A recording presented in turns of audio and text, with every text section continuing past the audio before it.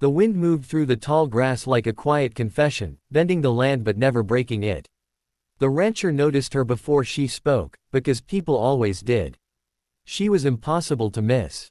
Tall, broad-shouldered, powerful in a way that made men straighten their backs and women fall silent. But what struck him most was not her size. It was the way she stood alone at the fence, hands gripping the wood as if the earth itself might slip away.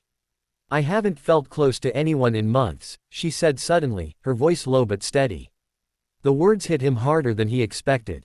He wasn't a man used to conversation. Silence had been his companion for years, long days tending cattle, longer nights with nothing but the stars in his thoughts.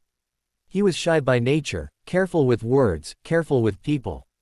And now here stood this giant Apache woman, eyes dark with something heavier than sorrow. She turned to face him, and for the first time, he saw past her strength. He saw loneliness. She had grown up learning to be strong. Too strong. As a child, she had learned early that the world expected her to endure more than others, because of her heritage, because of her size, because of the way people stared instead of listened.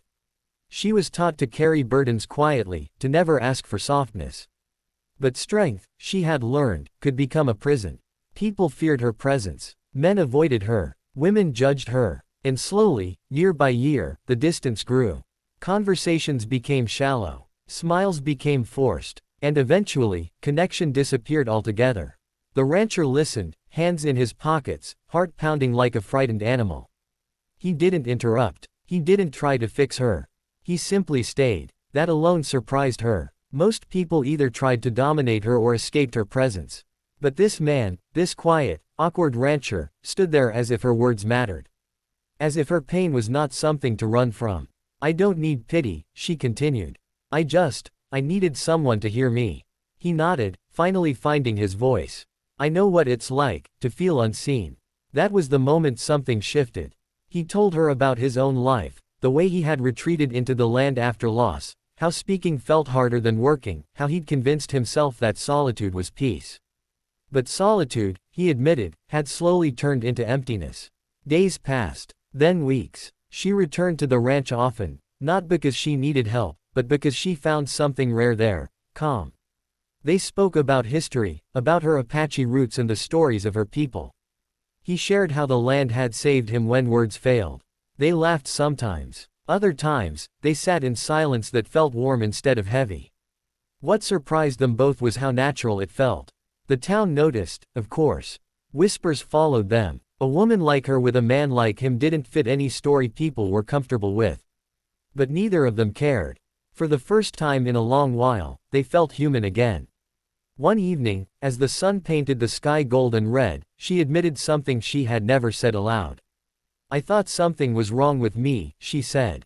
"That maybe I was too much. Too big. Too different." He shook his head. "You're not too much," he said quietly. "The world just forgot how to make space." Tears filled her eyes, not from weakness, but from relief. Their bond was not rushed. It was not loud. It was built on respect, patience, and understanding. He never tried to change her. She never asked him to be louder or braver than he was. Together, they learned that connection doesn't come from force, it comes from presence. By the time spring arrived, the ranch no longer felt empty. And her heart, once armored by strength, finally felt safe enough to rest. She had not just found companionship.